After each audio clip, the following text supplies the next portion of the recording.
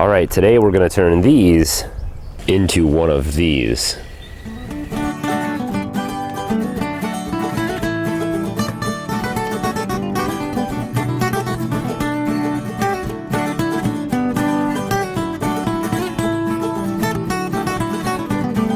All right, so what do we have here? Well, probably over 99 pallets. I think we counted 99, but we've got a lot in here. A few bins and crates and other pieces of scrap wood that we'll be using here. And what I want to do is build some raised beds today. So I've done this in the past. I have one of my first videos I ever did long ago at the old suburban house. I'll put a link to that at the top there. Was build some raised beds for free. And being that we're on a tight budget this year for gardening, that's exactly what we're going to do, but we're going to do it bigger. So the first step is to get these pallets torn down, and what I'm looking for is these planks. I don't care too much. I do want to save these 2x4s though. I can use those for something else, but I care about these planks, so I want to get as many of these planks off here as I can. I want to use some of the older broken up pallets first. I'll try to save some of these nicer ones for maybe other purposes, but this is the best wood here. This looks like it might have been oak, and those are a little bit better to use than some of these thinner pine ones, but we're going to use whatever we can. So I need to strip this stuff down, get the nails cut out.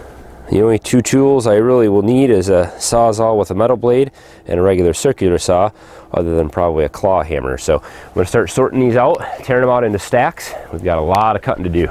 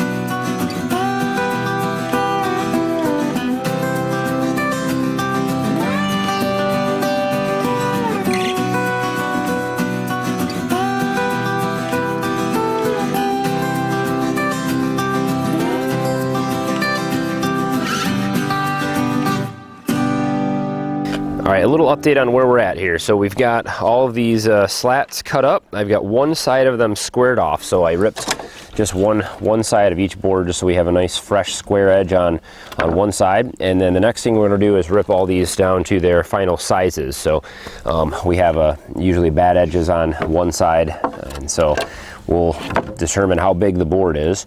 If I can fit a 4-inch out of here, get a 4-inch out of here, I'll cut that and rip 4-inch boards out of those. The smaller ones might get a 3-inch board out of, or possibly a 2-inch board.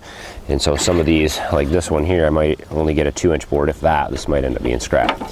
So a few of these were actually 5 inches, and some of them were almost 6, but I want to stick with multiples of, or something divisible by 12, because the final beds are going to be 12 inches deep, and so I want to do 3 4-inch boards, 4 3-inch boards, or 6 2-inch boards to make the sides. Some of these boards were actually almost 42 inches long, so I might try to get a batch of them 42 inches and then a batch 36 inches. So if it's not equal, as long as I have a matching side on this side and this side of the bed, it'll be just fine. So once I have all the wood ripped down, my final table saw runs on all of those. I'll start with 4 inches, then 3, then 2, get all the boards cut to one of those lengths, and then we'll bring them over here to the chop saw. And I've got this set to 36 inches. We'll cut all the boards. I've got a stop block in this little pole here, so I can just slide them in, chop them off at 36 inches, and then I'll reset that to 42 inches to get the longer ones. And so we'll be able to cut them out a length. Once I have that done, we'll be able to start assembling. More cutting.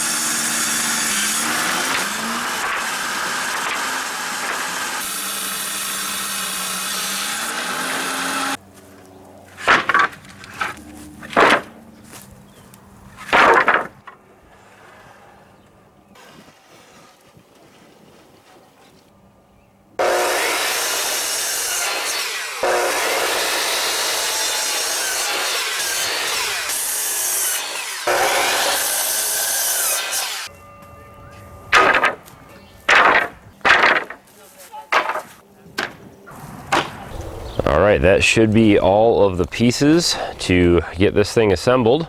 Running out of daylight today though, so we'll finish it up in the morning. But we have the whole thing laid out, and it looks like we're gonna have plenty of wood. I didn't even get down to the 2-inch strips. Looks like we don't need those, so I'll save those for another project, or the second one here that I'll build at a later time. I ended up just doing the 4-inch strips and the 3-inch strips. So I should have plenty of wood here, and we'll get a box of nails and get this thing put together.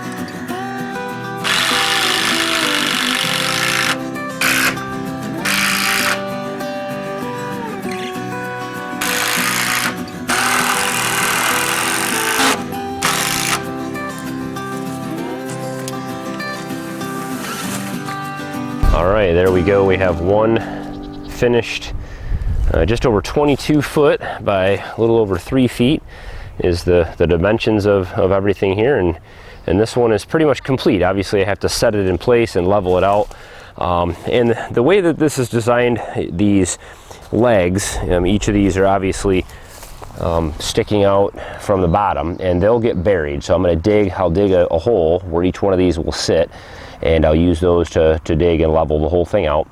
And so we'll have to dig that end in a little bit further than this end, it looks like, to level it out. But those legs really hold everything secure. So they plant this thing in the ground, and then they help keep the walls straight from bowing out, along with these supports that go across.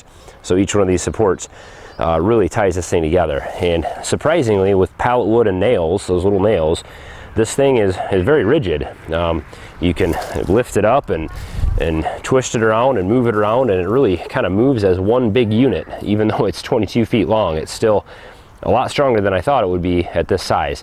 The other ones that I built were, and if you watch the video for that, they're just one or kind of two sections, so they're 6 feet long, so they're up to the second one to the end. So those are the original ones I built, and then this one is quite a bit longer. The plan will be to add probably 2 more of these right here in this area, and we'll have 3 real nice long raised beds here. So definitely worked out really well. And these nails, actually the box of 1 pound boxes of nails that I got, these little nails, they're about 1 7/8 inches.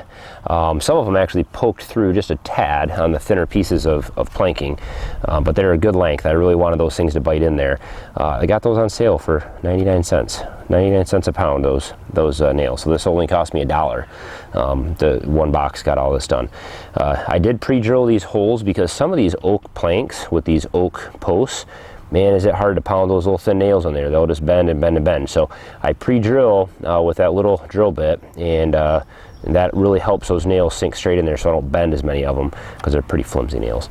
All different size planks. So we've got the 4-inch planks here and here, and then down at this end we've got the 3-inch planks. It's all kind of mismatched. Down at the end there I've got the 6-inch planks. Once this thing gets full of dirt, and you've got the dirt on the outside, or wood chips will come up above the bottom of this thing, you really will never notice the different planks. You'll really never notice the little inconsistencies and little bent out spots and stuff like that. The dirt, and once they're filled, it hides all that. These will also all weather the same. So over the next year, these will all kind of get this grayish look to them, and they'll look very similar. So they actually turn out looking really nice, even though it's just a bunch of scrapped together wood. They actually turn out looking pretty good in the end. In order to lay all these sides out, I had to move them over onto the sidewalk, and I used the edge of the sidewalk as a straight edge, so I could make sure that as I built the wall all the way down, that they ended up staying straight. And so that allowed it to keep pretty straight, and it did pretty good. I think the sidewalk actually has a little bit of a bend in it, so I had to compensate for that, but I think they turned out fairly straight. If you look down for what they are, we got a few bows and bends here and there, and but it's fairly straight all the way down. It's not too bad anyway for what it is. Some of the bows that kind of go in and out this way, I'll be able to fix as I bury those posts in the ground. I can straighten that out as I go, but not too bad for this many individual planks nailed together. I always like to go 12 inches deep on our raised beds, and maybe I'll talk more about that in a different episode, but you don't really need to go deeper than 12 inches if you do your waste and lumber. If they're deeper than 12 inches, nothing really grows that deep, and if it does, you still have all your native soil here where we grew things before anyway that roots can grow down into, and so it's not really too much of an issue. Filling these things can get expensive, so you don't want to keep them, you don't want to go too deep with them. If you go 16, 18, 24 inches, you're wasting a whole lot of soil. Nice soil mix in these things when the roots or most of your crops are never going to even reach that deep the majority of the year. Pulled a lot of nails out of those pallets. Some people say reuse these, and you probably could straighten these out and reuse a lot of these nails. Some of them are pretty decent, could be pounded back in, but since I got those other nails on sale for $1 a pound, I didn't want to go through the hassle. The table saw actually held together very well, besides the fact that it spits a lot of dust and sawdust in my face, I used my chainsaw mask, which actually worked pretty well. I also ground a hole in the back of the saw guard here, and that allows a lot of that to exit out the back. But we still get quite a bit of debris kickback. When I didn't have this guard on there, I was do my larger cuts. A lot of sawdust ended up in my face, but that's all right. Well, there's not much left to do with the first raised bed. I don't know if I'll have time to build many more this year or not. That anytime you do a pallet project, you always trade your time for money, that's for sure. So all in all, with the nails that I used here, this whole entire pallet raised bed, 22 feet long, it cost me $1 and a few screws that I had laying around. So I built this over a period of about 3 days, and you know, obviously not the whole day, but it took me probably a good 8 hours to put everything together, solid work. So one full day of work gets it done. Love pallet projects, lots more pallet projects to come. I do have to put some trim around the top of this thing. This really kind of ties it together, and I didn't do that in this video, but I will find some scrap wood around here, some long pieces of 1x trim, and we'll miter that in and brad nail that all the way around to really make this thing look nice. And so I'll bring you guys along in a few weeks once I have everything kind of settled in here and we're planting, and we'll take you guys along for that. And love to hear from you guys, so comments down below. You guys know what to do. Thumbs up and subscribe to the channel if you'd like to follow along. And as always, follow us on social media, Facebook, Instagram, Twitter, and Pinterest. Links will be in the description. Thanks for watching. Have a good one.